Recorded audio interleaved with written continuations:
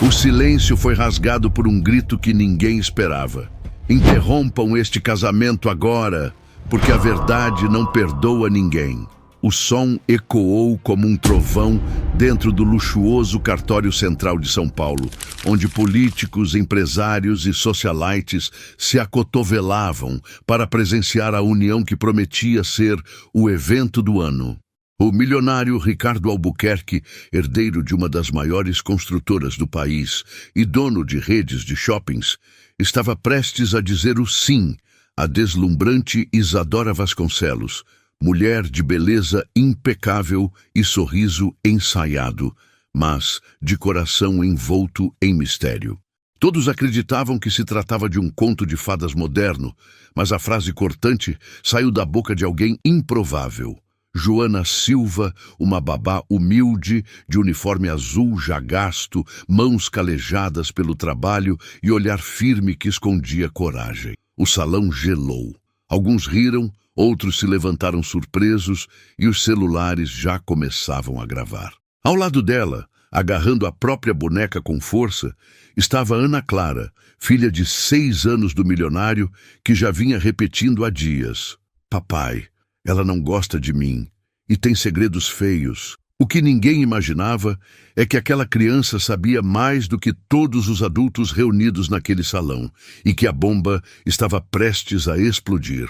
Mas o pior ainda estava por vir. Antes de começarmos essa história que vai arrepiar do início ao fim, me conta aqui nos comentários de onde você está assistindo e que horas são aí na sua cidade agora. Quero muito saber.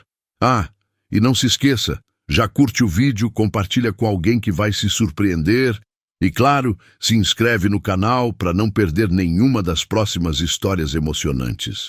Ana Clara tinha visto, sem querer, algo que nenhum adulto havia percebido. Dias antes da cerimônia, a menina brincava escondida perto do escritório da mansão quando escutou Isadora falando ao telefone em voz baixa, quase um sussurro. As palavras eram estranhas demais para uma criança. Documentos digitais, transferências ocultas e acesso remoto ecoaram como enigmas em sua mente inocente. Sem entender, correu até Joana e contou o que ouvira. "Tia, ela tem um anel que pisca, mas não é de brinquedo." Joana congelou. O detalhe parecia insignificante para qualquer um, mas não para ela, que já havia estudado administração antes de ser obrigada a trabalhar como babá para sustentar a família. Desde então, passou a observar com olhos de águia cada movimento da futura madrasta. Isadora jamais aceitava usar as canetas comuns da casa. Sempre fazia questão de tocar papéis com aquele anel metálico prateado que exalava um brilho estranho. Mais intrigante ainda, toda vez que o anel se aproximava de tablets, celulares ou computadores, piscava discretamente em tons de azul e verde, como se estivesse enviando sinais invisíveis. Joana não tinha dúvidas. Aquilo escondia um segredo que poderia destruir não só Ricardo, mas toda a sua fortuna. A dúvida era como revelar tudo sem ser esmagada pelo poder daquela mulher. Na manhã do casamento, São Paulo parecia parar para assistir ao espetáculo. A fachada do cartório estava coberta de flores brancas, os carros de luxo bloqueavam a rua, e jornalistas disputavam espaço em busca da foto perfeita. Dentro do salão, políticos cochichavam acordos, empresários brindavam discretamente e damas de vestido longo comentavam sobre a beleza da noiva. Mas por trás da música suave do piano e dos sorrisos ensaiados, o coração de Joana batia como um tambor em guerra. Ela sabia que tinha apenas uma chance. Se ficasse calada, Ricardo seria enganado diante de todos, entregando não apenas o coração, mas também sua assinatura digital a uma estelionatária de alto nível. Se falasse, poderia ser humilhada, acusada de mentirosa, demitida na frente de toda a elite paulista. Ana Clara, agarrada à boneca, olhava fixamente para o pai, seus olhos inocentes tentando transmitir um aviso que ninguém ouvia. "O anel dela brilha. Isso não é normal." O juiz ajeitou os papéis. Ricardo sorriu nervoso e Isadora ergueu o queixo como uma rainha prestes a conquistar seu trono. E então, no instante em que a caneta oficial foi colocada sobre a mesa, o destino de todos começou a mudar. O que veio depois, ninguém jamais esqueceria. O juiz pediu silêncio e iniciou a leitura dos dados do casamento. Sua voz soava solene, mas para Joana cada palavra ecoava como um tambor de guerra, acelerando o coração e umedecendo suas mãos. Ricardo, elegante em seu terno sob medida, mantinha um sorriso contido, mas seus olhos denunciavam uma inquietação que ninguém ousava nomear. Isadora, por outro lado, parecia triunfante. Seu vestido cintilava sob a luz dos lustres, e sua postura de rainha deixava claro que acreditava estar prestes a conquistar não só um marido, mas um império. Ana Clara, inquieta, puxava a barra do vestido de Joana, repetindo em sussurros: "Tia." O anel dela fez luz de novo. A babá sentiu o sangue gelar. Não era imaginação infantil. Era uma prova viva de que algo estava prestes a acontecer. Quando o juiz finalmente anunciou a hora da assinatura, Isadora estendeu a mão com um gesto estudado, preparada para usar sua joia especial. Mas naquele exato instante, um detalhe inesperado mudaria o rumo dos acontecimentos. Determinada a impedir o golpe, Joana havia traçado um plano silencioso.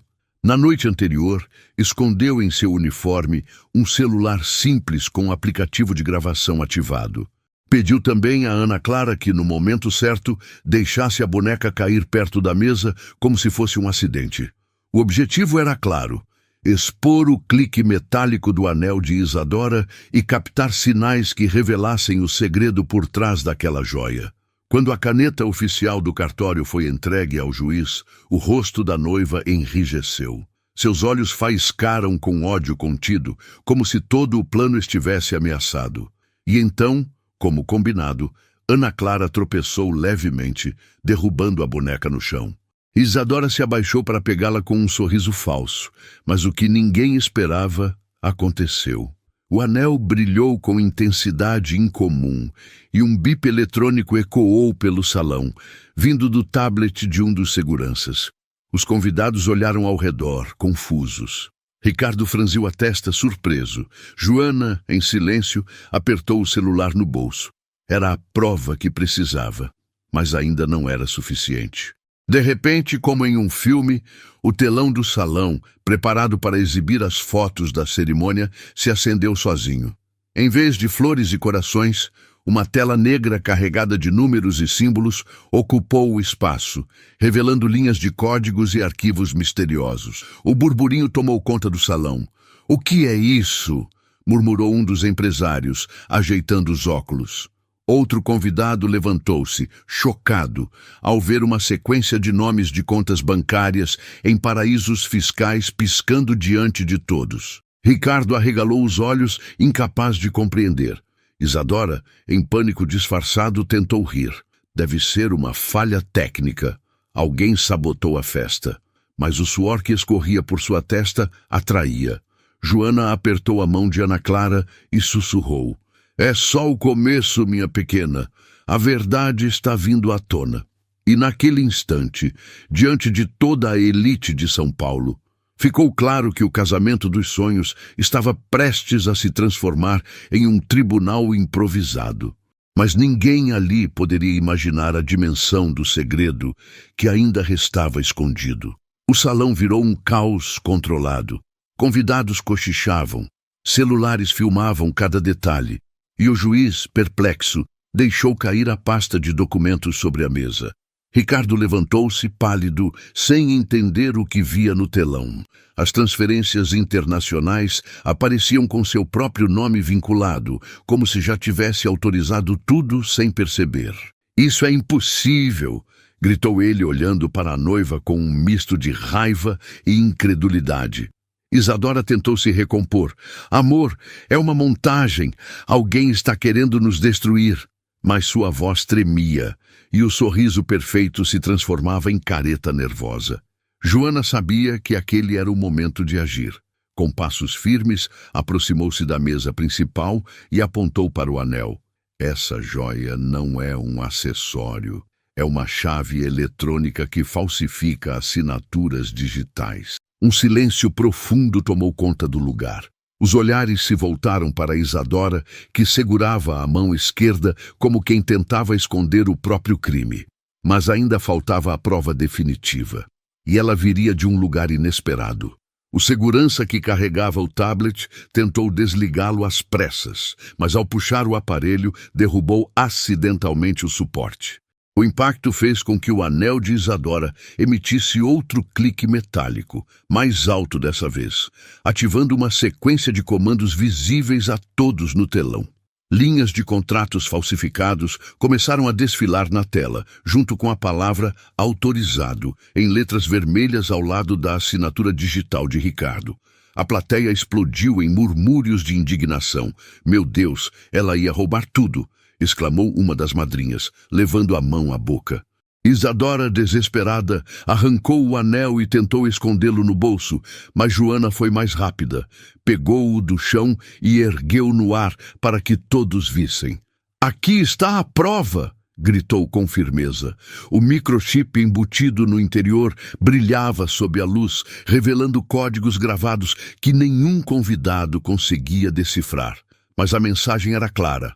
Não era apenas uma joia, era uma arma tecnológica.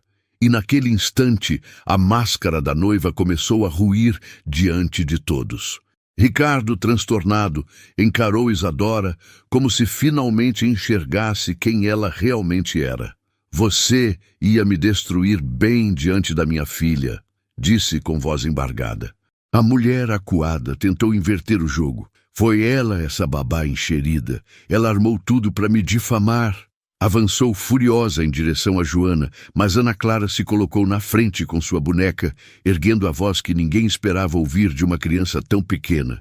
"Eu vi você mentindo. Eu ouvi você no telefone. Você não pode enganar meu pai." O salão inteiro silenciou diante da coragem da menina. Isadora recuou, tremendo, incapaz de enfrentar a inocência que a desmascarava. Ricardo abraçou a filha, emocionado, enquanto os convidados registravam cada segundo daquela cena histórica. Mas, quando todos achavam que o segredo estava revelado, algo ainda mais sombrio surgiu. Dentro da bolsa da noiva, havia uma pasta escondida, recheada de documentos ainda mais comprometedores. O juiz, trêmulo, ordenou: "Abra a bolsa agora diante de todos." E o que saiu de lá deixou todos em choque absoluto. Todos os olhares se voltaram para a bolsa da noiva, agora nas mãos trêmulas do juiz. O silêncio era tão pesado que se ouvia apenas a respiração acelerada dos convidados. Isadora hesitou, mas sob a pressão de dezenas de celulares gravando, entregou a pasta escondida. Ricardo puxou os papéis e espalhou-os sobre a mesa. O impacto foi imediato. Contratos de venda de propriedades, documentos de doações forjadas e comprovantes de transferências milionárias para contas em nomes desconhecidos. "Isso aqui não é amor, é um golpe arquitetado há meses", declarou o juiz com voz grave. O salão virou um tribunal improvisado, com murmúrios de revolta e indignação ecoando pelos cantos. As damas de honra se afastaram, envergonhadas, e até os padrinhos, antes sorridentes, abaixaram os olhos em silêncio. Isadora caiu de joelhos, o vestido luxuoso se arrastando pelo chão, chorando e gritando: "Eu fiz por nós, Ricardo, era para garantir nosso futuro."